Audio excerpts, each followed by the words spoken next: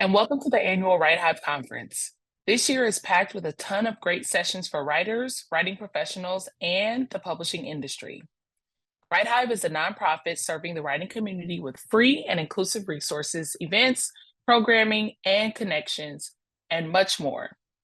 The 2024 conference brings you this session, Outlining in Depth. If you want more content similar to this topic, you can check out Outlining Essentials from last year's conference, where Kira and I were interviewed by a wonderful moderator. You can find that on the WriteHive YouTube channel. So my name is Tiffany. I'm the author of 7 fiction books, 2 nonfiction books, and I've earned publication in more than a dozen anthologies and magazines. I'm the queen of plotting, and a full-time beta reader with a podcast. I'm also the editor-in-chief at Rebellion Lit. Additionally, I also volunteer as a board member with WriteHive, working year-round to provide the free inclusive events that you're attending now, and many others. My goal is to help as many authors with as many authorly things as possible. I'm a Bay Area native, but I currently live in Sacramento with my family and our wonderful, crazy min pin. All right, Kira, please introduce yourself. Hi, I'm Kira. I am a novelist and screenwriter from Canada. Great. Mine's a little more long-winded, but that's all right. That's all I got. Well, maybe you can give a little brief history of your plotting life, because I did I like talk about being the queen of plotting all the time. So like You are. Yes, you are. You're so where do definitely you How give me a little bit about your history with plotting. My history with plotting came in when I realized that in doing a developmental edit, I didn't really know what I was doing. And I had to find a good solid basis for writing a novel and getting from point A to point B and everything in between. And that's when I discovered things like plotting, structure, and outlining, and how incredibly effective it was for my novels. Yeah, I agree. I think that a lot of people come to it in that way. I did not. I just have such a bad memory that I said, if I don't write this stuff down, it's going to be a mess. And then I ended up finding out more about outlining, like, oh gosh, this is a huge thing. So yeah, that's good. You are, I think, like many of us who we just pour our heart into what we're writing, and then all of a sudden we realize that it does need to be structured a little bit to kind of get people let people read it and enjoy. It really does. Yeah, it's much more satisfying when you have a story or a movie that has good structure to it. Absolutely. So today we are going to talk in more detail than we did in our last meeting about outlining. So I have some screen to share. Kara, can you see my screen? Yeah, we're Awesome. good. All right. So yay for outlines, even for pantsers. We'll get right into it. So in our presentation, we will just do a little introduction. We've already introduced ourselves. Now we will introduce our topic. We'll talk about types of outlines. We have 3 that we're going to kind of go over: word outlines, quick and dirty outlines, and then of course the kitchen sink, which is like the all-encompassing outline. We'll talk about story structure, and when you are done with us, it should be time for you to outline. So even though we're not going to outline with you, you probably could start outlining as soon as you leave this presentation, or even during, if you think that there's Exactly. something. Yeah, if you think there's something that speaks to you, don't wait until the end. Grab your pen and paper and start scribbling and taking notes, and we'll share resources and slides, of course. But let's get started. Oh, before, Kira, did you want to add anything to that? Nope, that's perfect. All right, here we go. So So an outline is merely a thing that tells you what will be in your story. This is a quote that I say every single time that I talk to people about outlines, because outlines are not scary. They are merely a thing that tells you what will be in your story. You must know the beginning, middle, and end of your story, no matter what. Before you put pen to paper or type those words out, you really should know all of these three very important parts of a story. I find a lot of people telling me, I don't know what how my story is going to end. I'm in the middle and now I don't know which direction to go. I know how it's going to end, but I don't know what my character should be doing now. And so this is how an outline can help you avoid that. That's pretty much it. However you do that is up to you. It could be sticky notes, it could be scribbles, it could be a 9-page Word document with the kitchen sink inside of it. But let's figure out what you need. We're going to offer a bajillion suggestions. So here we go. Go ahead, Kara, did you have something? Yeah, I just really want to mention really how important it is to get that middle. Because once you get that middle sorted out, you have a path to it and a path from it. So once you have that middle, you have everything else that you need to write in that story. Absolutely. I totally agree with that, because that, what do they call it? The murky middle or Yeah, the messy muddle. middle? Yeah, The yeah. But if muddle. Yeah. there's no reason that it has to be a muddle or murky or anything like that, it should be solid, and then you know what you're doing. Absolutely. I totally agree. And additionally, this presentation is here to give you information that you can use or not use. I want to be very clear about that. Nothing said here is required. These are all tools that you might be interested in using or not. If you want to use them, go ahead. If not, you don't have to. do or don't, to be or not to be, whatever. The main goal is to get some words out that can help you start writing. And I'm emphatic about this. This is the reason that the debate lives. Pantsers versus plotters, is because some plotters think you absolutely have to use this kind of outline, or some pantsers think they just can't use this kind of outline. But you don't have to do anything one way or another. You just have to find tools that work for you that help you successfully write your story. Exactly. When you have an outline, it is a completely customizable experience.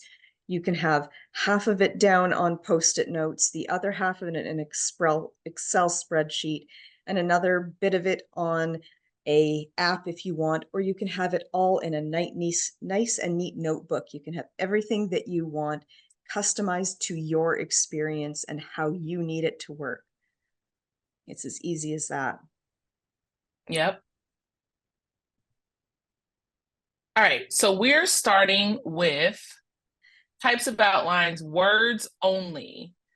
So for this one, even though I'm saying words only, I know that some of these programs would allow you to add images, but I'm going to show you as we kind of move forward what my words only outline looks like. And that is probably the scary version that everyone talks about and says, I could never do this version.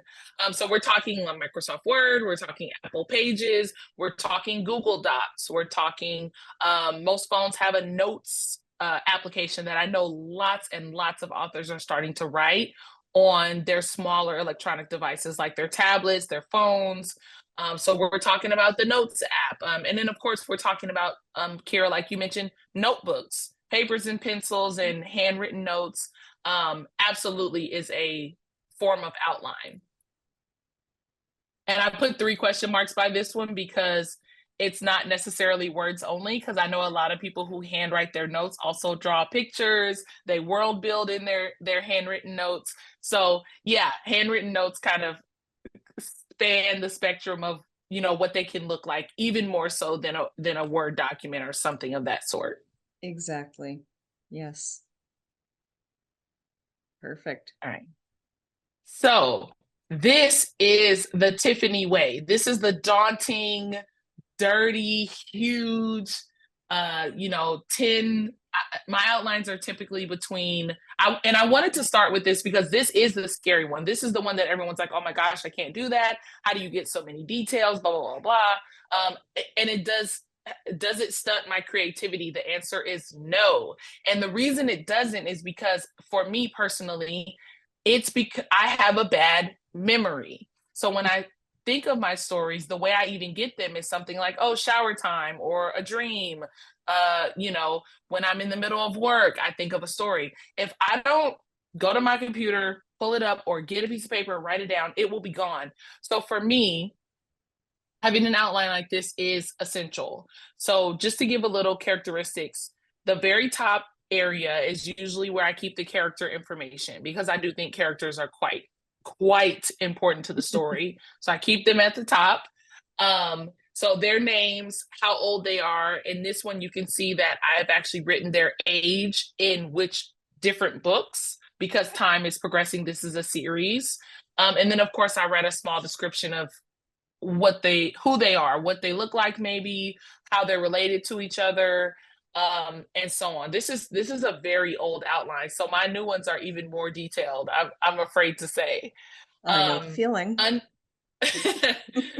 Under that box is a list of recurring characters who don't need as much detail, but they will be in like every single story. So I need to know that they're a recurring character from another story. And then I have a few new possible characters, possibly recurring, new, etc. Then I have my synopsis under that. And the page that's behind, I'm sorry, I should have put this page in the front because it has a nice bit of detail. But the page that's behind has a breakdown of what's in each chapter, the chapter number, of course. And then my page start and end, it helps me to find this area if I need to edit it. So I know which page it starts on, I know which page it ends on. And then I also have the word count, which most of us, I don't know, maybe 80 or high percentage of us count words as we're writing. I know for traditional publishing, you have to be on the money with your word counts. Most agents and publishers are not saying, oh, anywhere from 50 to 100,000. Like they're all kind of specific for their lines.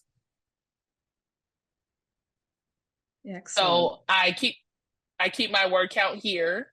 And like I said, on this side that you can't see, it's just the chapter number. But the breakdown is in the middle. This one's super fuzzy, excuse me, but it's so old.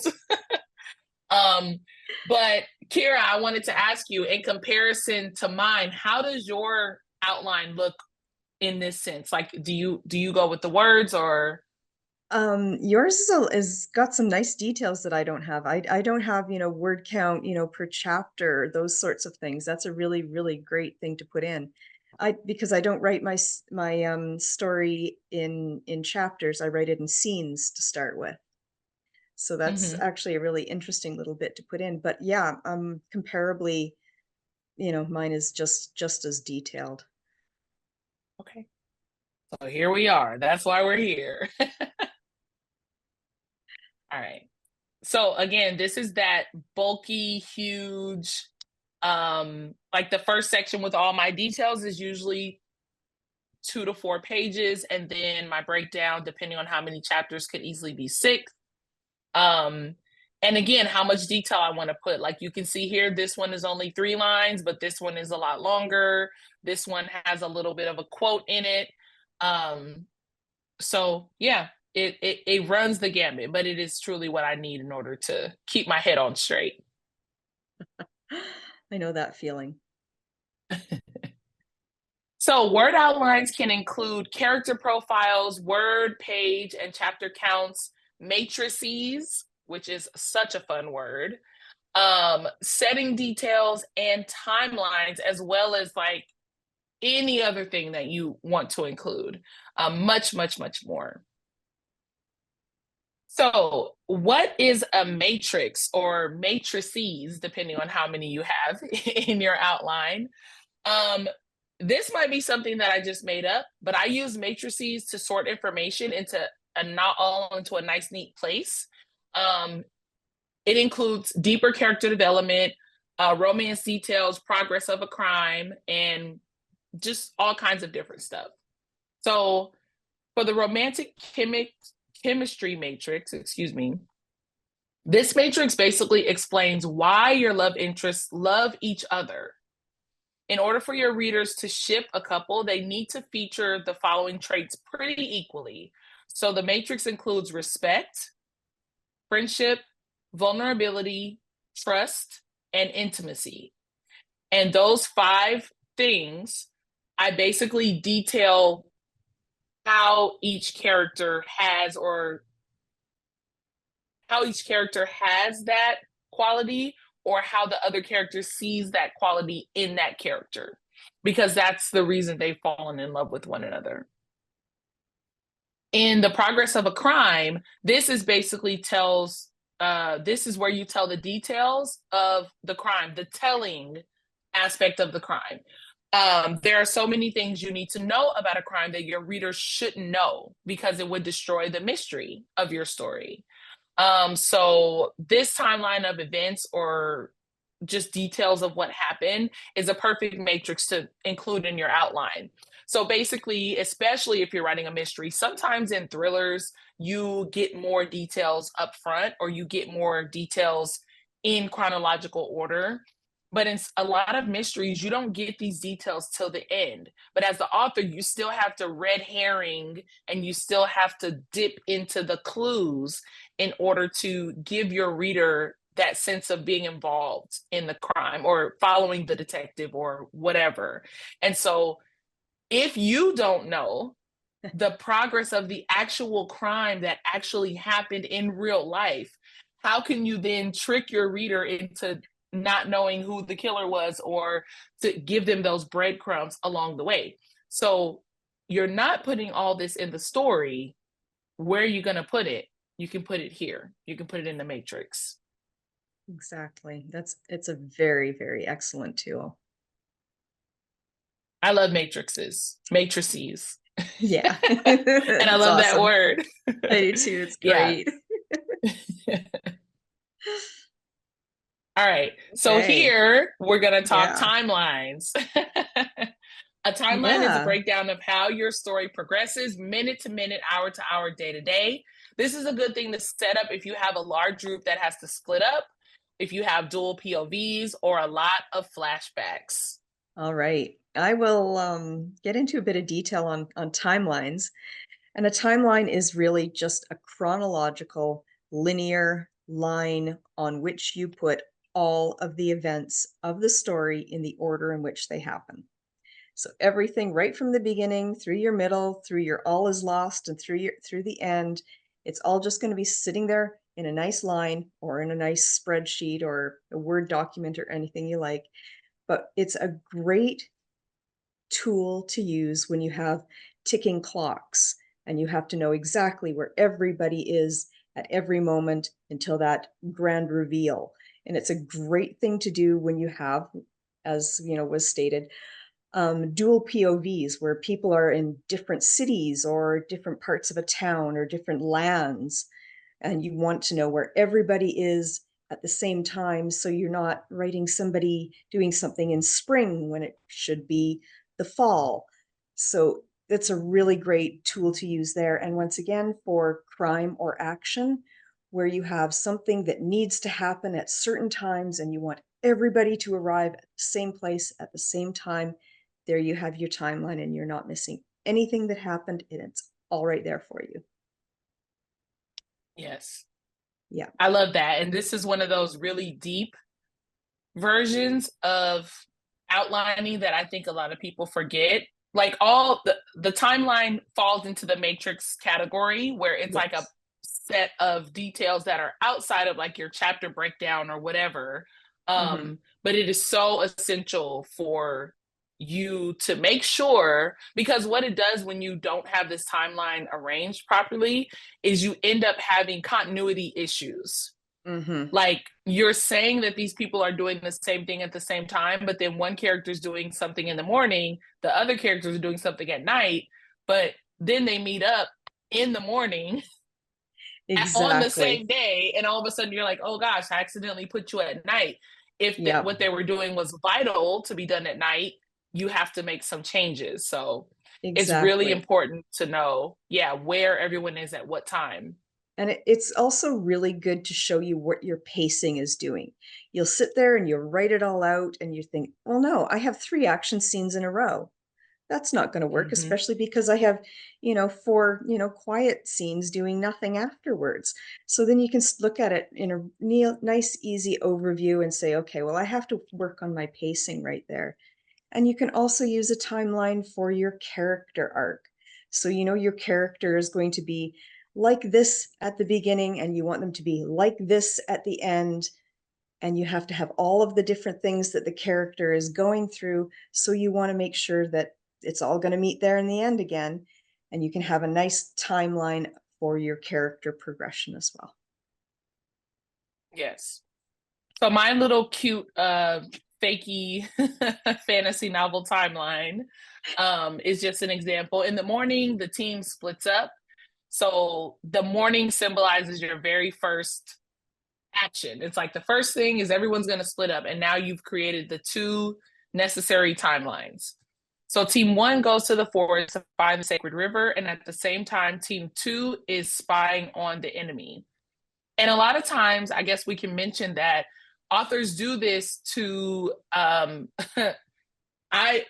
I love it because large casts are hard for me to read.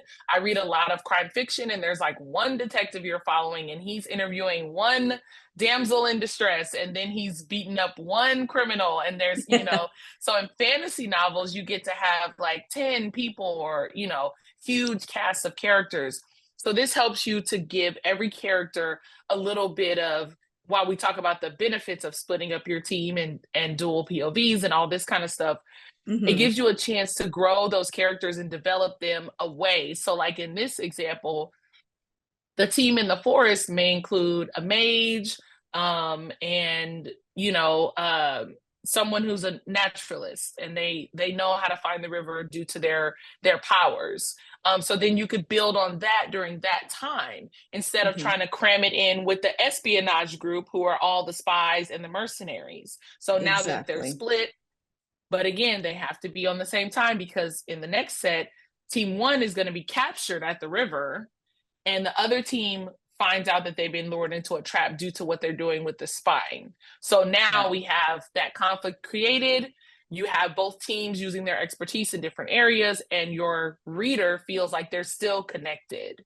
So, Exactly, and that's how timelines are easy. You can just draw several lines, and these people are here, these people are here, and everything is just kept neat and tidy, and you know where everyone is, and nobody's going to get missed or lost, or nothing is going to happen that's wrong with your continuity. Everything's going to be there for you to use. right. And I want to go back to what I was saying at the beginning. If this is the only thing you need from our presentation, take it, because again, there's people who are pantsers, and they're going through and they realize they have a continuity issue.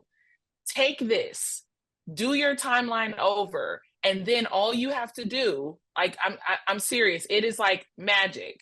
When Hmm. you do your timeline again, you can then go into your novel, which is already written, maybe, or this chapter that's already done, and you can see it, and you can just, it's literally like having an eraser on a chalkboard, but you Yeah. know exactly what to write. You know where to pull those chunks out and move them to another location.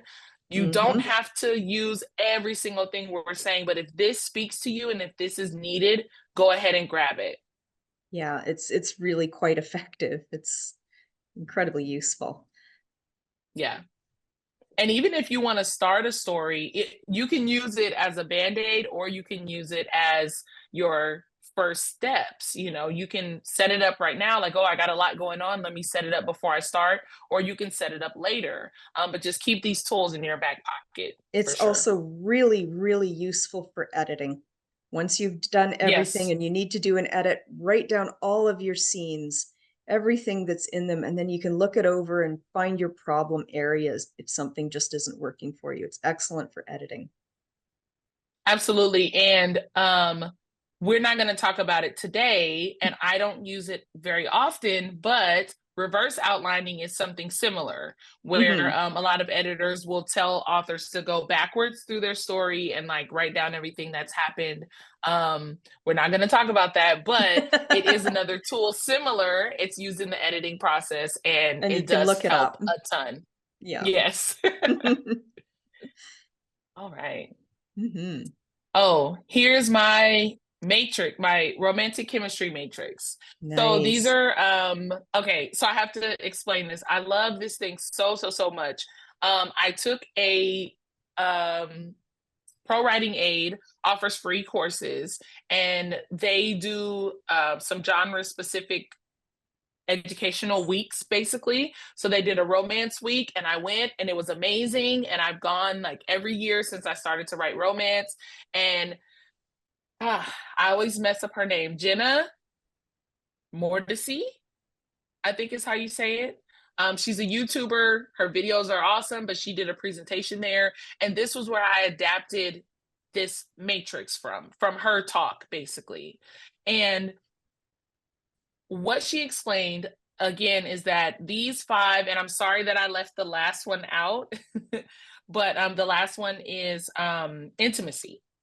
But these five key parts of, or these key aspects of each character are what make your romance click. They're what make your characters, um, they make the reader want your characters to be in love, basically. Exactly. So the respect is admiration or value. So what I do here is I just put on the side which value I'm basically talking about, which key element, and then I put um, each of the love interest. Also, I only have two, but if you have three, if you have four, if you have eight, put all of them on here. Go on across the page and put them all on here. So Aaliyah is my one of my characters, and Andre is the other. So feel how this feels to you when you get into it. What I noticed is that some of them needed to be together. Like the intimacy one needed to be together because it's literally how they're intimate with one another. And again, I'm sorry that I cut it off because it's at the bottom, but it's one big rectangle as opposed to the two boxes here.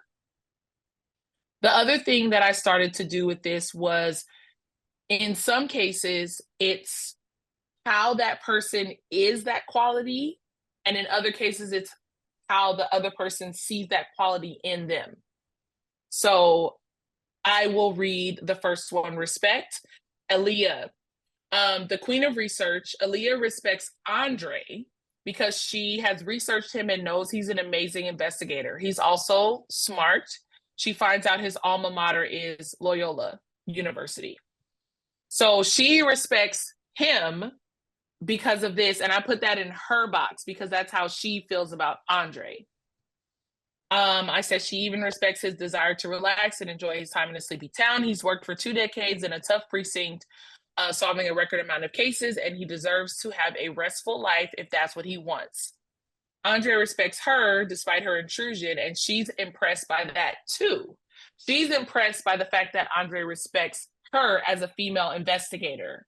So it can be so many aspects of it. It's not just how she respects him or how he respects her in their own box, but like pull out as much as you can about their respect, the respect they have for one another, or the lack of respect. Like let's say maybe Oh, Aaliyah didn't yes. respect Andre when she arrived because maybe he was dismissive of her or something like that. But as things go on, she starts to respect him. Why? So it's a little box, but it's for everything you can think of as to why these characters respect each other. Mm-hmm. The next one, did you want to add anything to that, Kira?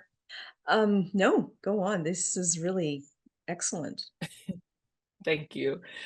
So for friendship, um, This one includes flirting, banter, and teasing. It's kind of like the fun and game stuff. It's where everyone's hanging out and how do they interact with one another when they are happy and when they're enjoying each other's company. Um, Even in a situation, again, this is specifically for romance, but you can use this for characters who are not romantically involved. I want to be clear on that. Because a lot of these characteristics don't have to lead to physical intimacy, they can just lead to a very close relationship. So I want to put that out there. But friendship can also happen between like an enemies to lovers situation because there's always going to be times where they have to or where they can't even stop themselves from having fun around each other. And you should implant those kind of moments in your story because no one wants two people that hate each other to then immediately fall in love. We want to see the progress, and that's where the friendship box comes in. Exactly. Yeah. So I'm going to go to Andre's side for this one because it just says Aaliyah is fun. She can play pool, checkers, and chess. She shoots hoops, even though she is not good at basketball. They like the same beer and they have similar investigative styles. So I put that bit in about their investigative styles because the story is crime fiction and they investigate together a lot.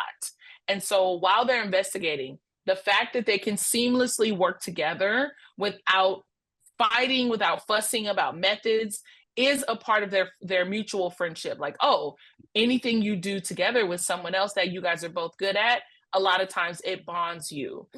So I included that there. The next section is vulnerability, uncomfortable. It's so for vulnerability, it's uncomfortable, it's scary, and it's personal. That's kind of what you really have to dig into. This one can be tough. So the partner should always react with support and kindness. This is an important note because if a person is vulnerable and if one love interest is vulnerable and the other does not act with support and kindness, you're almost immediately going to push your reader away from their relationship. So be nice. That's the best way I can kind of say that. So I'm going to go back to Andre on this one because Aaliyah's is very, it's quite detailed in ways that I can't explain in a quick way. But Andre is vulnerable because he feels old, tired, and washed out. Although he had a good career in the big city, he was forced out for mental health reasons. After losing a partner in the line of duty and pushing a suspect too far, Andre was asked to take a mental health leave. He took one, but then he took off to Ardell, which is the city my story takes place in. So here's an example of how his box is directly related to him and not related to Aaliyah at all because it's his personal vulnerability. Now, the only difference is I should have added here how Aaliyah reacts to his vulnerability. So we would then know that she respects and supports his vulnerability. But this is oh gosh, I forget the term for it, but this is like this is the emotional wound of your character in a romance novel, their vulnerability. So the rest of the matrix, I'm sorry, it's cut off. But it's similar in the way that you have to, look at each character. How do they provide these kind of feelings, or how do they mesh in this area, and include that in your summary. Excellent. All right, let's move on from romance. So we're gonna move into quick and dirty. This is mostly like sticky notes. So we have Miro, we have Idea Flip. Google has their jam boards, which I believe is still free. And sticky notes. We love them. I think they're wonderful. Yeah, who can write without sticky notes? Yeah, truly. And the good thing about the sticky notes specifically is that you can use them alongside of other things, which is kind of what our presentation is about in the long run. Like, how can you take the tools and put them together in order to cobble your you're outlining to something that works for you. So sticky notes is a really good option for that cobbling of ideas. Exactly. It's and sticky notes are not only that, but they're versatile in that you can just have 10 of them, or you can have 100 of them. You can make them into a murder board on your wall, or you can just keep, Yes, a few of them in your notebook. They're incredible. And you can toss them out when they become irrelevant and add 10 more. So, right. Yeah. And it's actually in the long run cleaner than using a document because, like we were saying with the timeline, if you have your whole document, you have to write your timeline and then you have to move stuff around. That can sometimes be challenging with like based um a word based outline where you have to like yeah. move a chapter all the way down and I love my Word document, don't get me wrong, but it's much easier to just snatch this one off, say this doesn't work, throw it away, and then put in a new, quick and dirty little note to let you know what's going on.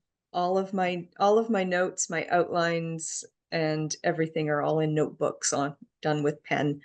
So that makes it easy to just move a page anywhere I want to move a page, add, sticky notes, flags, tags, paper clips, anything to keep things together. It's so nice that way. Yeah. Yeah. All right.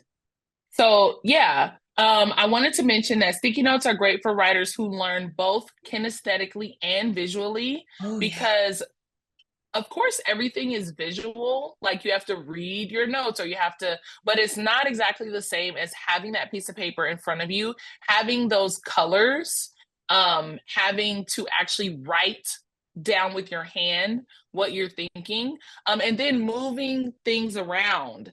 That's all the kinesthetic part of it. Having to stand up from your desk, go to the wall, look at what you have is the visual of it. So it actually helps a lot if you need to move around, if you feel confined to your desk, or if you're tired of looking at your computer, if your outline is here, it's nice to refresh yourself with that kind of thing. It can give you a whole new perspective once you get it all set there in a bunch of different colors on your wall or on a board, and you can look at it, move it around, and move yourself around to look at it in a completely different way. It really just opens things up a whole lot more. Absolutely. And as authors, we do get stuck. I mean, it's a solitary activity in most cases. So if you can leave your desk or your couch or your wherever you are and, take your notebook with you or take, your sticky notes. I've even seen people who have sticky notes on sticky notes, like just flipping up the first one, but not taking it off and like writing it. So it's like a little tablet of notes that they're Yep. using kind of like a notebook. But then, like you said, when they want to take it off, they can even deeper in the pile, they can lift that part up, throw away the one that's under, and stick the top ones back to the other ones. Yep. So I've seen that it's done too. incredibly, yeah, it's incredibly versatile to use. And it now I do want to caution, it can get manic and crazy if you have a million and one and if you're not throwing away the ones that you don't want and if you're going overboard. I guess the another thing that we spoke about in our last presentation last year is that you never want to go too far with anything when we're doing outlining. You you want to go as far as you need to in order to write. That's it. So like that's why Yeah. we say there's no page count. Like you don't have to do 10 pages. You just No. have to do enough pages or sticky notes or pictures or whatever until you can actually start writing. Beginning, middle, end. That's 3 sticky notes. That's one Word doc. That's one notebook paper. So it's not like that. Don't go overboard. No matter which method you use, if you go overboard, you're going to be overwhelmed and you're then going to feel again like you can't do outlines. Pull it Yeah. back, throw away some of those sticky notes, and, you know, get Start ready to write. small. That's basically what this is about. Absolutely. Start small. Yes. Mm-hmm. All right. Sticky notes. We love them. Mm-hmm. All right. Kitchen sink. Ooh, This is the whole kit and caboodle. Yes. These yes. are the ones that you can do every single thing, words, images, notes, and documents all in one. You know what's funny, Kira? Did we need to put script? We probably should have put Scrivener on here. We didn't put Scrivener on here? No, because Scrivener has an awesome research area. I don't know so Yeah, much about it. I I have a use it. Yeah, friend. I mean, I use Scrivener, but only for drafting. Like, I don't use it. yeah. I do Word for my outlines. So I'm kind of curious how they are with Hmm. images, because Yeah, it's not exactly the way we do it on Milanote, which I'm going to show everyone on the next slide, I believe. yeah, Um, but it does allow images, and it allows documents, of course. yeah, So it's kind of more like a Word only with the option to add images. yeah, that's true. And we didn't mention Plotter and Aeon Timeline when it was up on the board there. Oh, yes. Do you And want those are to outlining say a few programs words about too. those? Yeah, Mm-hmm.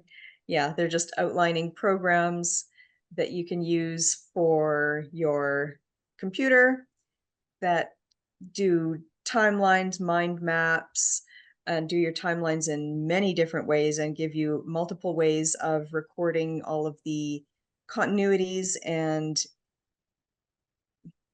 stuff that goes into your story. I forgot a word.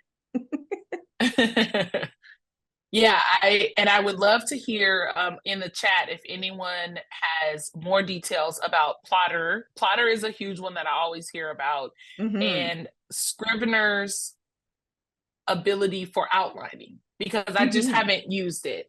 I've put my Word outline and all my research items into Scrivener, but they're like Word documents. They're not, I haven't created them in Scrivener. So I'm curious if anyone has any experience or can share a link to a video that gives Mm-hmm. some very good, succinct details on how to use Scrivener or Plotter for outlining. That would be Mm-hmm. awesome. So I think I'm on Milanote, another blurry image. So this is my recommendation for the kitchen sink. Um, Book series journals thrive on Milanote. Settings come to life, character profiles can really spread out, and documents can be stashed there. Links can also be archived. So there's a ton that you can do in Milanote. I think I'm saying that correctly. Um, and just at the start, a lot of the programs that we're talking about are free to try or to start. And then if you want a bigger version or more features, you have to pay. I mean, this is the way of life now. But Milanote, I feel, has a really good free version, which I believe lets you do 100 items. And I'll talk about what items are in just a second. So this is my series journal for a story that I wrote that I need to rewrite. So I'm glad I have this. But basically, the way that I set it up is this is a column. The yellow, the purple, the blue, and the white here are columns. And inside of each of those columns is a little indicator of it's another little card. This is similar to Trello, which I think Kira, you can chat with us about Trello. I'm not using that actually. Oh, okay. I thought No, I thought you were. All right. no, no, not that one. Mistake. I actually just All use right. paper. Oh, okay. Nothing but paper. All right. Nothing I'm the but. I'm the techie one with all my word this and Trello and mail a Um, note that. Yeah. yeah, I'm looking at this thinking I might need this, but then I would just put it on paper anyways. Sure. Yeah, yeah.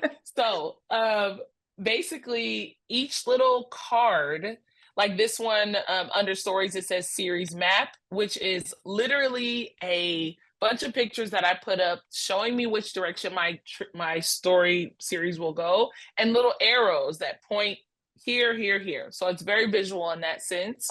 Um, this second one is the actual first story of the series, and all the details for that story are inside this card. So you would just click on that card and you would see, it looks like it says there's 9 cards inside of that card.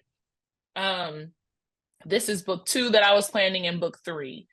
In the purple one, it's all my characters. So inside of where it says Brielle, there are 11 cards. And on those cards, I have things such as an image of what I think she looks like. I have notes about her physical attributions. I have notes about her family, her history. She's a detective, so her history as a detective. I have information about her relationship with the other main character who is here, Kaylin. He's the second card. I have pictures of like where she's from, because she's not from River City, which is where my story takes place, blue column. And any single crazy thing I could think about Brielle, including her progress from one story to the other. For Kaylin, I have the same thing: Morgan, Lex, Quincy, Jesse, Henry. And as I go down, they're in order of importance. And you can actually drag a card up or down depending on what you want to focus on and how. So Brielle and Kaylin would be the 2 main characters all the time. And then Morgan is involved. Lex is her cousin, and all da da da da da. So all the way down, every single character has a card, and inside of that card is information about them and pictures. So many pictures. So then the next column has a title and then an image inside of it. The image is considered a card because Milanote like counts everything that you put in as a card, and that goes up to your 100 free. And then each of these little note cards is just information about the city. The next column is me realizing that I don't need an editor because this was a traditional publishing adventure. But I still have a list of the editors that I was interested in using for this. So all of this stuff is on one little, like I can show it to you on one page right here. It's so neatly organized. It's a double click to the next set of cards and you can get that information. So for this one, this is why I say I call this the kitchen sink. You can include anything about anyone, any story, and you can just keep making cards and keep, just keep doing, keep adding, it's literally the kitchen sink, and it's very, Yeah, it's very useful. that is really excellent. That is a great way of setting up all of your information that you need in order to have your story come to life. That's excellent. Great. And especially, like I said, I wanted to share this page because it's for my series. And when you get into a long series, gosh, the continuity, keeping continuity is so incredibly important. Like knowing how old someone was in book 1 at the end of book 1 is really important if you're going to jump 3 years or 7 years or something like that. So then, not to mention time travel. Like, come on. We got to know Oh, where we're at and where we're going. exactly. Exactly. So I highly recommend Milanote, but all of these programs do something similar. Trello is the one that I know which is closest to Milanote, which is a column system basically where all your information goes into columns. On Trello, you put things into cards. I don't remember, but I feel that the image capability of Trello is not as good as Milanote. And Milanote, even though mine looks very like regulatory, that's how I set it up. You can actually put stuff all over the board on Milanote. You don't have to just put it right next to itself in a column. Like you can kind of see down here, I have one little one little note here at the bottom that's not lined up with everything else. But if I wanted to, I could pull this down, I could pull it over, I could put it on top of something else. It doesn't have to be this neat and organized. It's just how I do it. So like I said, on my series map, there's a bunch of images that I associate with the cover page. and I have a little arrow pointing to that. So it can be a little less functional if you want it to be a little more, if you need something like that. You can add lines, you can add arrows, you can move stuff around very easily. There's no, you can have it snap to grid, but it's not, again, it's not a static column. You set everything up from a blank page. So it's quite useful. And it's free for a lot of cards. So if you only have one story you need to set up, it's worth it to start your Milanote account, see how it goes, and stop at those 100 cards. That is excellent. That's really useful. I like that a lot. So thank you. So let's see. Oh, story structure. All My right, favorite let's, thing. your favorite thing. All right, let's hustle through. Mm-hmm. All right. So story structure is actually, gosh, it's so huge. Oh, There's so many, and they are, I don't want to say they're all the same, but they kind of are. They have so many yeah. elements that are similar. So the one is the 3-act structure, which every movie ever basically follows. The hero's Everything. journey, right? That 3-act structure is pretty much all we've ever seen in movies forever.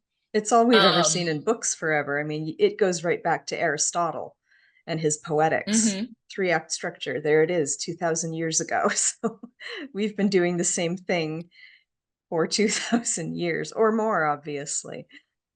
So, Yes.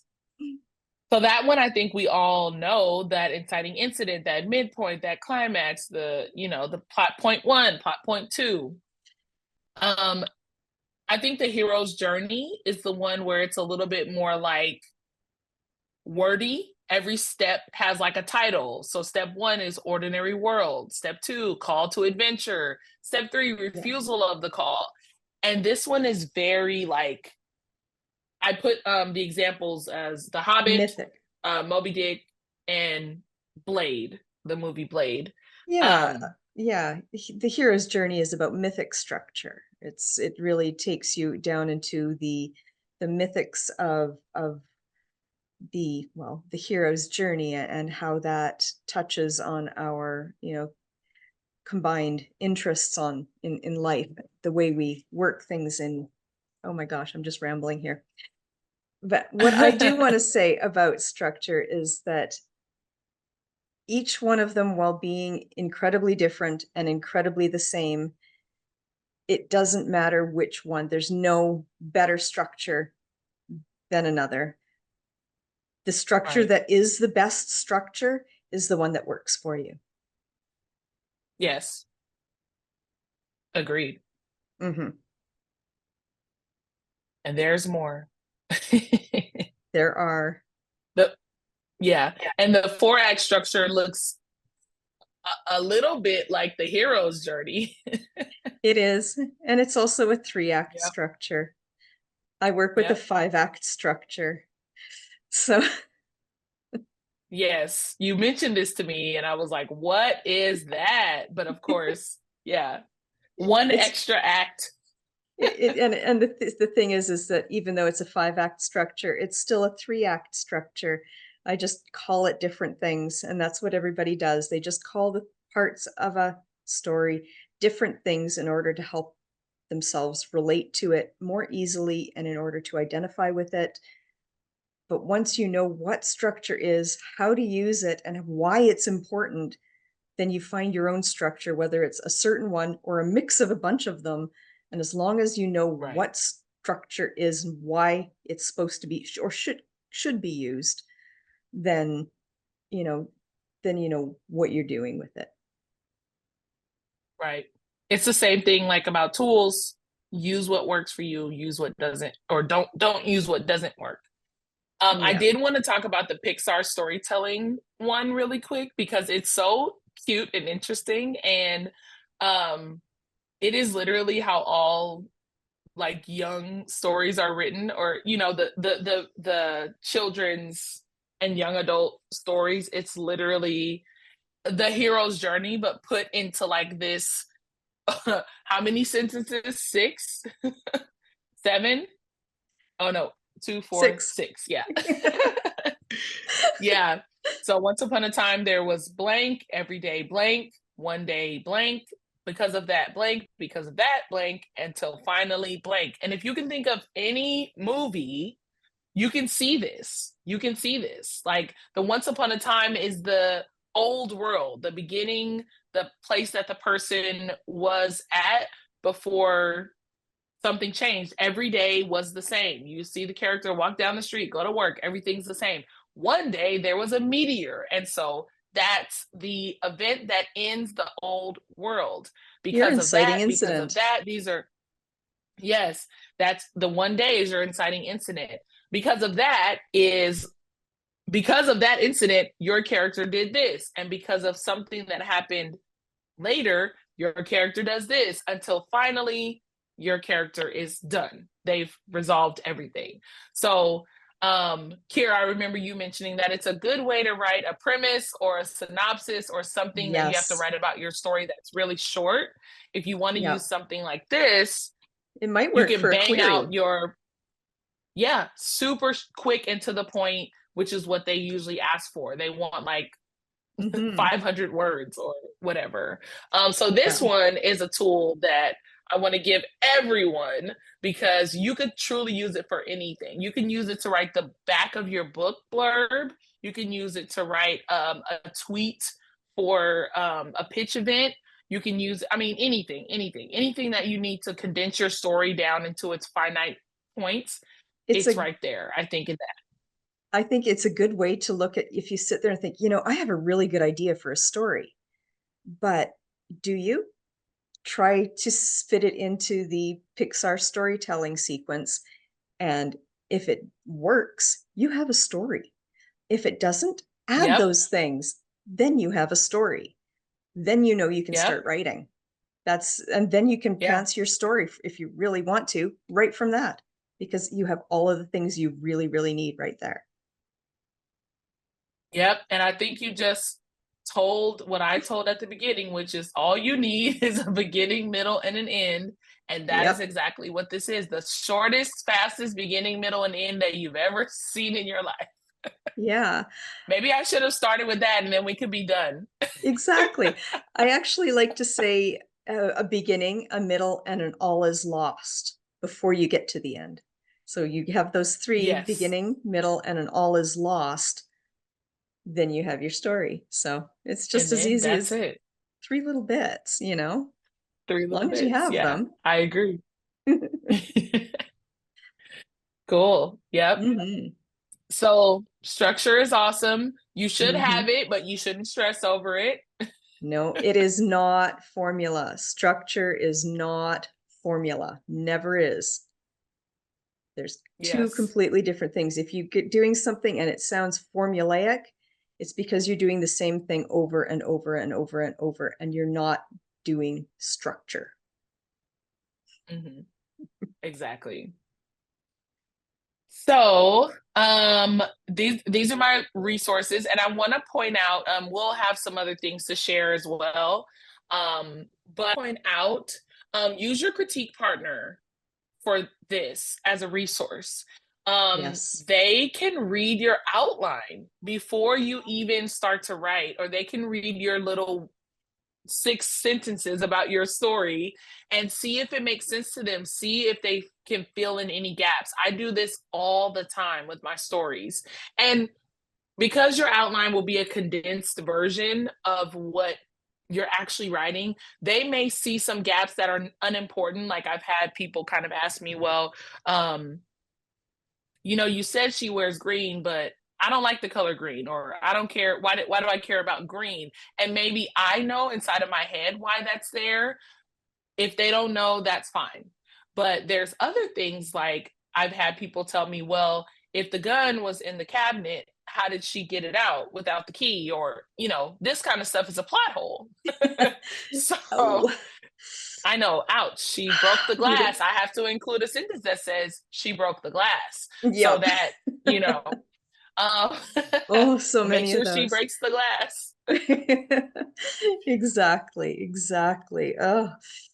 All the So yeah, your details. critique partner can definitely find some things inside of there that maybe you missed, or things that just don't make sense. Or especially for romance, I find my critique partner can tell me if she likes the couple that I'm creating right away from my outline. Like after you've read 6 pages about what someone's doing, down to the bottom, it's like, you know what? I don't think he's good for her at the end of the story. At the end of the day, it doesn't seem to work. And I can ask why. And I can then start to try to incorporate those things into my story, to kind of resolve that. Cause I want all my characters to be shippable.